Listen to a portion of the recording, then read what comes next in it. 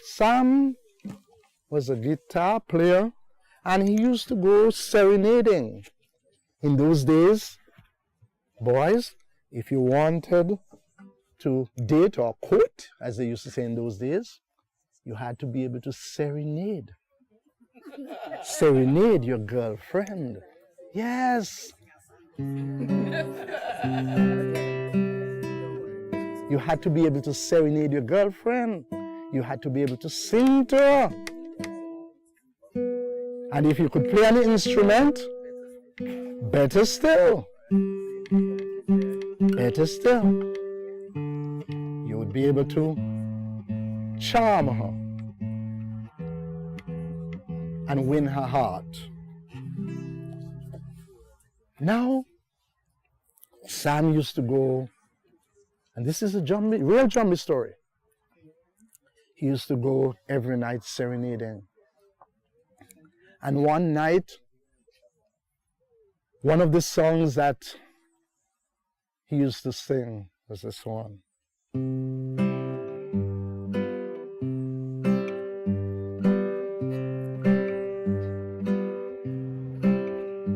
It was under the coconut tree, darling, it was under the coconut tree, darling, it was a moonlight night when I held you so tight. It was under the coconut tree, darling.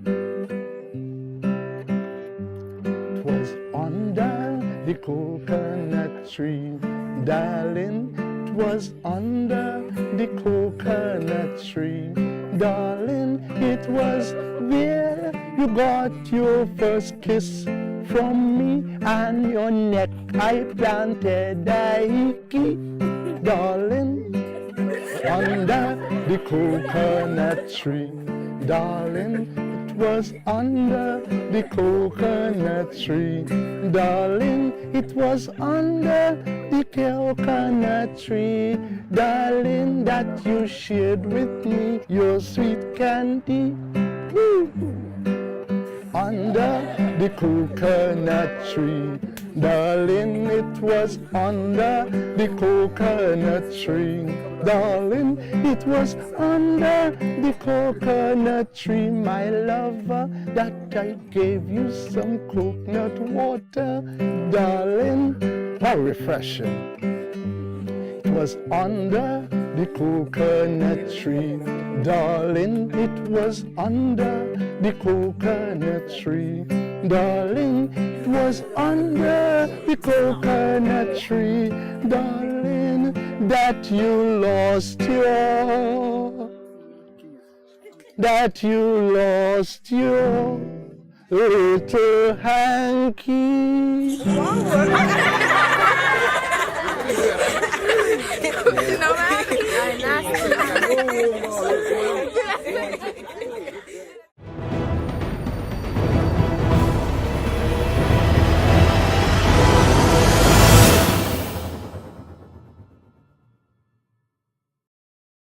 First story and this was told to me by my mother and a great uncle. It is about the Sukuyan. Have you ever heard about the Sukuyan? Spell Soucouyant.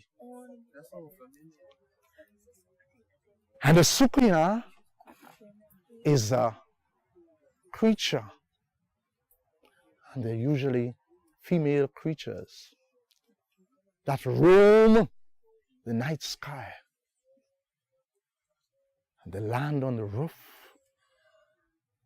of houses, and they have the power to suck your blood. In this village, every morning people used to notice. They would wake up with all sorts of red and blue marks on their necks. And some people were glad for the opportunity to say they have hickey. But it wasn't any hickey. People would wake up with all these marks on their necks at night. And then people would find that they have low blood pressure and all sorts of things. And people would start pining. There was this woman in the village. She was unassuming by day, and in the night, she would turn into this evil Sukuyan. It is said that she would go to a grave digger, pay him some money for him, and in the dead of night, they would go into the cemetery. They would go into the cemetery and they would unearth a freshly buried dead. And then they would take out its heart and liver, and she would extract the oil from these organs. And she would use it to rub her skin, along with a whole big ritual of incantations and prayers and chantings. And so every night, she would enter her kitchen and she would go through her incantations and rub her skin with this oil. And then her skin, she would say, "Kin, kin, leave me body. Kin, kin, leave me body." And the skin would just roll off. She would take it, put it in a jar, cover it. And she would be transformed into this consuming ball of fire. And she would go flying in the night. And she had the power to even go through keyholes. And she would enter the bedroom, and then the two upper long canine teeth would come down. And she would hover over unsuspecting victims, and she would plant those canines to them and suck their blood. And you would see the blood streaming down her lips to the corner of the mouth, running down her chest. And when she had her fill, she would fly away. And she would go back to the kitchen. And she would go through the incantations, the prayers, and so on. And the skin would roll back. And she would assume human figure again. The people were worried. By this time, the people were worried. And then one of the neighbors thought they had seen her when she came back. They noticed that she would go to the kitchen every night. And so the neighbors decide they're going to stake out for her. And so that night they saw her enter the kitchen. Peeped through the kitchen, crevices in the kitchen, and they saw her going through the incantation of prayers.